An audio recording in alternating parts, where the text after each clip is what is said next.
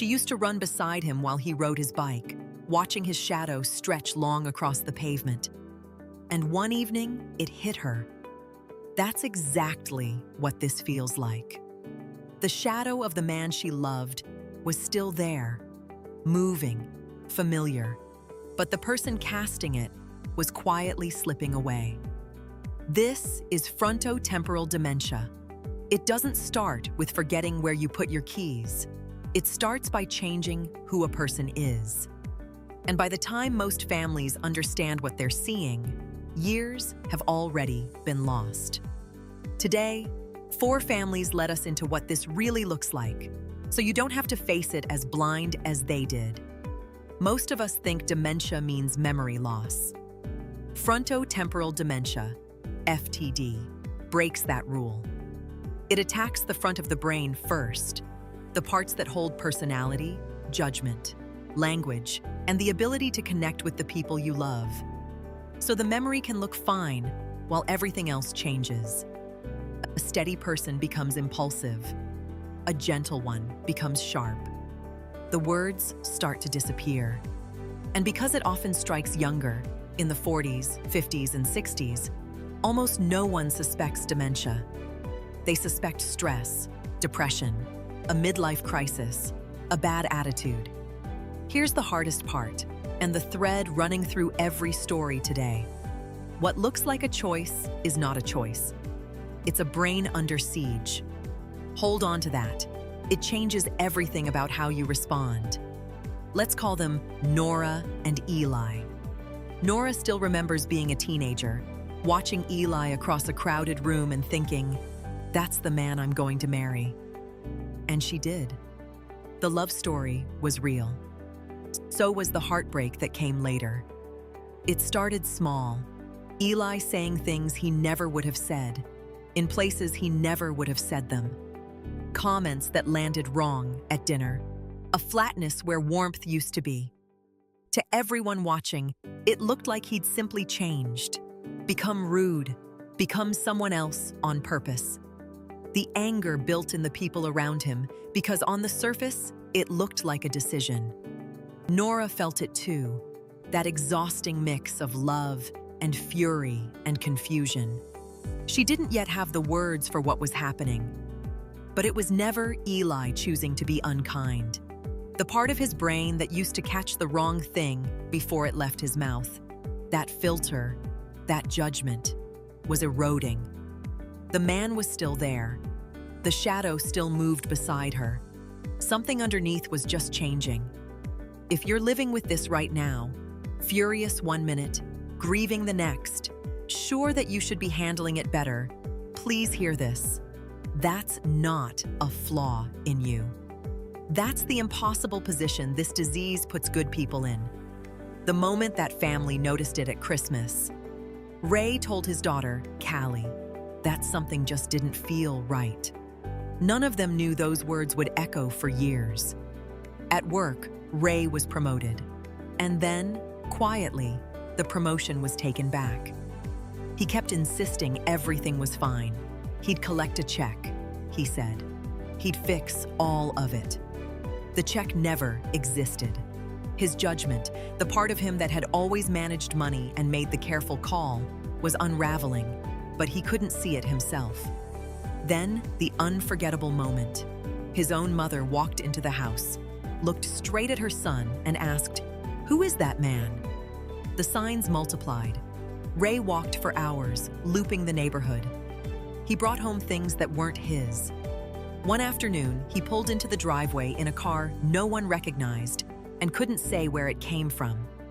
The MRI came back normal. The family found themselves praying it was a tumor, because at least a tumor can be cut out. Instead, they heard 3 letters, FTD, and an estimate, 7 to 10 years. Then the sentence that drops like a weight. He will not get better. After an appointment like that, one family did something ordinary, a trip to a warehouse store for paper towels and a rotisserie chicken. And Callie remembers thinking, with a strange clarity, this might be the best day we have left. That's how fast the ground can drop. If these stories are helping you make sense of something you're seeing in someone you love, take a second to subscribe. It helps other families find this in the middle of the night, when they need it most. The third family story began with a sentence that wouldn't come. Maggie was trying to tell a simple story to her husband, Tom, and she couldn't find two ordinary words: life jacket. She couldn't even describe the thing. She looked at Tom, and they both knew, in that silence, that something was very wrong. This is a form of FTD that comes for language first, and it gets missed constantly. One doctor said it wasn't a memory problem, it was a language problem. Another called it anxiety, and a prescription only made the obsessive behaviors worse. Meanwhile, their teenage son said something that broke Tom's heart. "I can't remember the last time Mom said she loved me." When they asked Maggie, she'd say, "I'll get to it." That's not coldness. That is a brain losing access to the very words it's reaching for. Time kept slipping. When their son graduated high school, Maggie couldn't be there. She was in a care facility by then. So he borrowed a camera, put on his cap and gown, and went to her so they could have one photo together. Love finds a way, even when the disease steals the moments a family was supposed to share. Later, Maggie made a quiet, fierce decision of her own: to donate her brain to research so that one day another family might get answers sooner than she did. The last family lives in a situation almost too tender to describe. The husband has the language form of FTD. His wife has Parkinson's disease. Patient and caregiver, taking turns, holding each other up. Their young twin boys have a picture book of the human body. They point to the frontal lobe and ask where Daddy's silly brain is.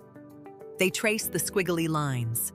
And when they understood that Daddy's brain was, in their words, going away, one of them sat up and said, "If your brain goes away, you die." And the other asked, "Are you going to die?" No small child should have to ask that. But for these families, that's the reality. So they prepare, and the preparing becomes its own kind of love. One set of grandparents moved onto the same street, so they could share dinners and be close for the day their help would be needed every hour. In another home, a family folded down the big kitchen table to make room for a new rhythm, a parent quietly rehearsing the life they could see coming. And there are moments of pure grace. One couple stood together at an overlook at the end of a long trail, and she told him that even if she had known all of this from the very beginning, she still would have said yes. He rarely shows emotion anymore, but he wept. They cried together, and he held on to the one sentence he could still find: "I'm so glad we're doing this life together." One caregiver described the early years as scorched earth.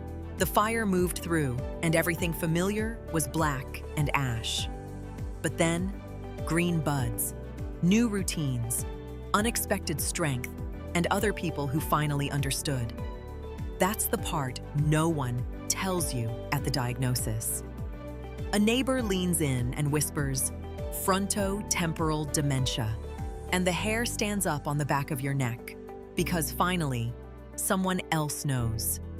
Families find each other. It's a club no one asks to join, but inside it, people learn how to cope, how to plan, and how to hope. And there is real reason for hope. There's no cure yet, and treatments are still limited.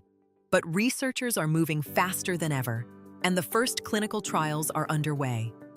Awareness is what speeds that up. Every family that understands sooner is a family that loses a little less. FTD is brutal. It can steal language, judgment, even the ability to say, "I love you."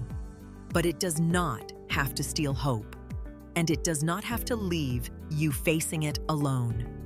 If you saw someone you love in these stories, trust what you're seeing and don't let it be brushed off as stress or attitude. In the description, I've gathered resources to help you find answers and support sooner than these families did. And if no one has told you today, what you're carrying is heavier than most people will ever understand, and you're not carrying it us. If this helped, watch our video on the early warning signs of dementia that families miss. It may help you make sense of what you're seeing. And if you're the one holding everything together, please watch our video on caregiver burnout. You deserve that one most of all.